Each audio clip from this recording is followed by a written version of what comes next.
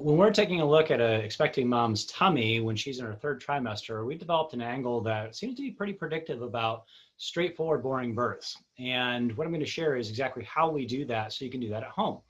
This is One Belly Wednesday. I'm Dr. John Edwards, and today's talk is going to be for pregnant moms and also clinicians who are interested in something that we call the UT angle. So several years ago, as I was taking care of pregnant women, I had this idea when I moved to my community that I was going to be able to cut down the surgical birth rate, and I was going to help prevent belly births, and I was going to do that just by using my hands as a chiropractor and educating the public. And when I didn't accomplish what my goal was, it really set me back into this mode of asking hard questions about, well, what is it that I was looking at and where was I trying to find balance in these women's pelvises?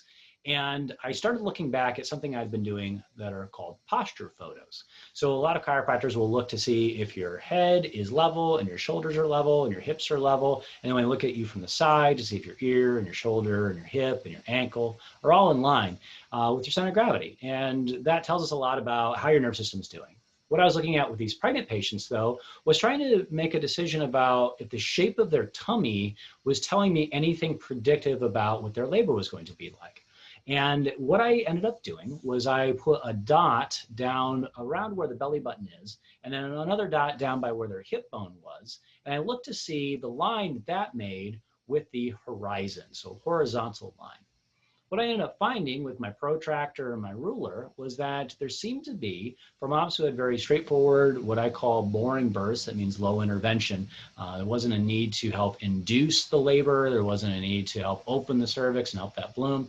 It was mainly labors that were somewhere between 9 to 12 hours, and they just kind of let the mom's body bloom open.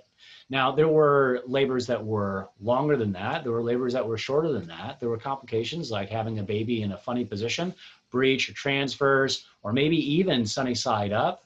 There were some moms who were carried multiple babies inside their tummies. There were some moms who had had surgeries, or some moms who had had a higher belly button than what the average mom had.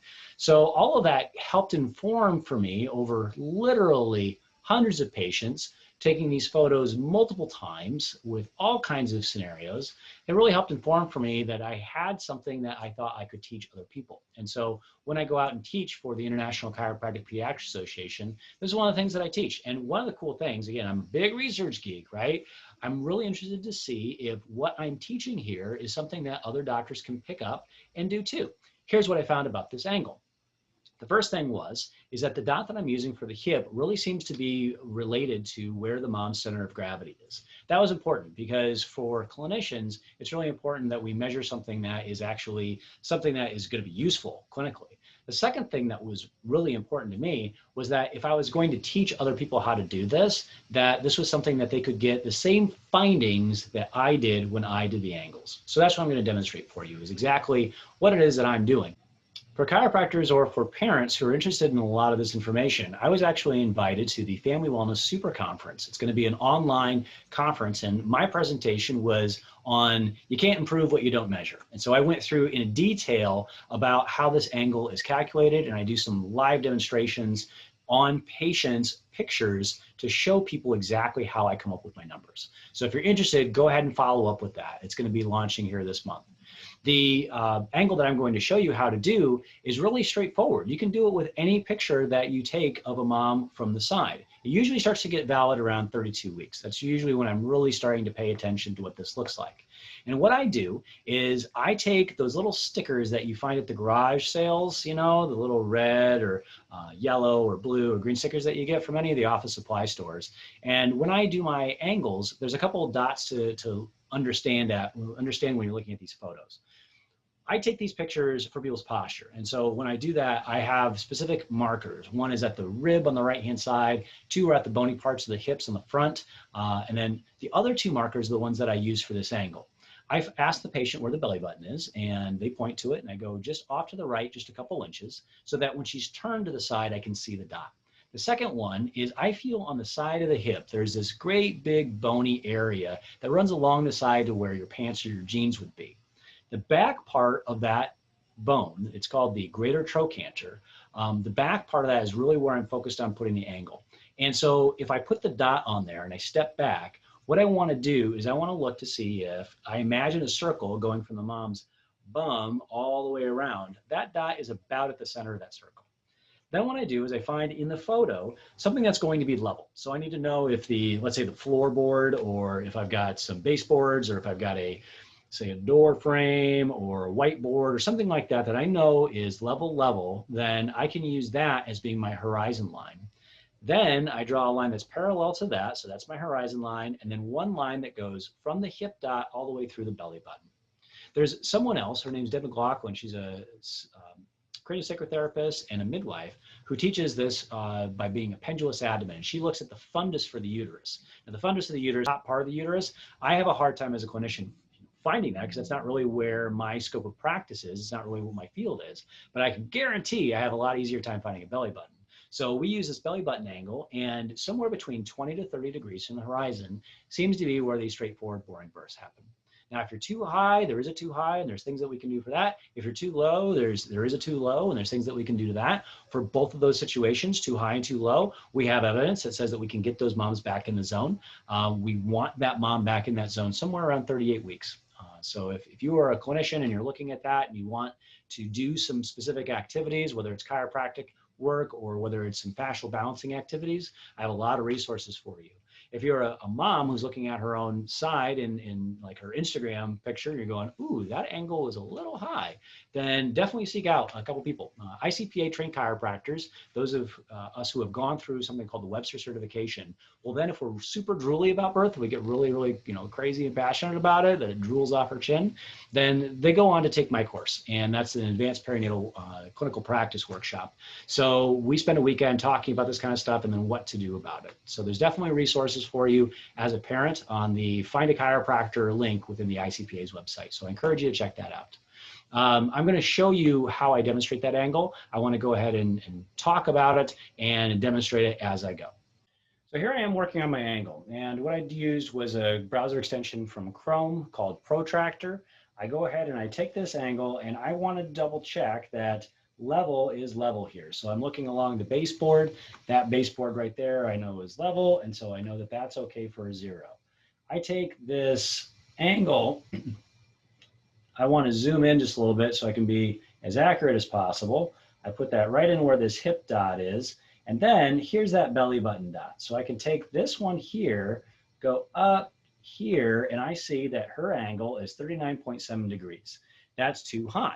This mom is attempting a vaginal birth after 2 cesareans, and so we know with tight fascial restriction in there, this is kind of what we would want to expect. Now, by the time that she goes ahead and goes into labor, we'd like to see this angle somewhere between 30 and 20 degrees from the horizon. So it's going to be somewhere in this range here by the time she's ready for birth. I want to show you on somebody else. Here's a different patient. So I'll zoom in on this. I'll go ahead and use my protractor angle here. It goes ahead and pops up. I can check that photo. I know that that's level with the horizon. I want to put that dot right here, and then her belly button dot's going to be right here. I want to bring this up a little bit, and this mom has a long history of exercising, and she was a runner for quite a while, and she was in with our office to help because her measurement here at 33 weeks, she was feeling like she wasn't showing the way that she should. And sure enough, yep, we can see that we've got some fascial restrictions. So in addition to adjusting her body, we also want to start working on that abdomen and start releasing the protective wrapper around that muscle to help allow that baby to come down. That's really what this angle is all about. What we're trying to approximate is a line here that would represent where the baby's bottom is in relationship to the head. We want the crown of the head to be able to engage in the cervix and help that body bloom open. If we are at too steep of an angle, we're going to miss the cervix. If we're too low of an angle, again, you're going to miss posterior. And so this is what we want to be able to find is somewhere in this sweet spot right here where the baby is in line, engaged, allow that mom's body to bloom open. Finally here, as I mentioned, there can be a too low. And so what we're going to do is we're going to go ahead and get our angle here. I'm going to go ahead and find where that level spot is. I know at the cabinet here that that's going to be level, so that's 0 and 0. I'm going to go ahead and put this on right here. And then her belly button dot, boop, right here. So she is a mom who's coming in right in there, 33 weeks, and she's already at 30 degrees. So I can tell you from her birth, she ended up having almost kind of like the freight train labor. It was 3 hours. The baby came in ear first and a little crooked. And so that wasn't awesome for her pelvis. But as we're talking about low intervention, this was a birth center birth that went really easy peasy. So everybody was going to be happy with that outcome at 38 weeks.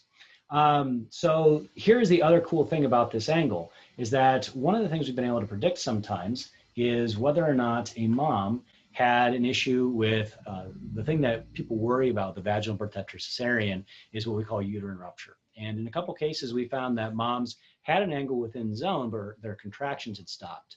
It's one of my hypotheses right now that we are able to actually pick up those potential issues in a way that our current obstetrics calculator doesn't really do. So I hope to continue to gather data on this because we have had several repeat cesareans where we've looked and said, oh yeah, the uterus completely thinned out, she was in danger of rupture. And in one case I know of, we had a home birth that was planned that I was really thankful to go ahead and recommend that maybe we do that in hospital. We ended up with a really big, like true macrosomia, big baby, 10 pounds, 5 ounces he was, and in a pretty small mom. And so those kinds of things help me understand that, you know, there may be a utility for this angle to help screen moms about safety for VBAC even late in the third trimester. So if this is information that's useful for you as a clinician, if it's information that's useful for you as a parent, share this video with your friends too that are pregnant, and try this angle out on your own. This app, this Google Chrome browser extension is free. It's really easy to play with.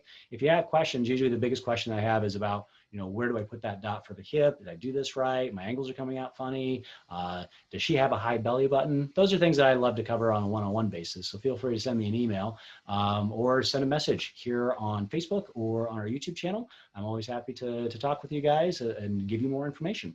So until next time, I hope you take great care, and I'll see you next week on One Belly Wednesday.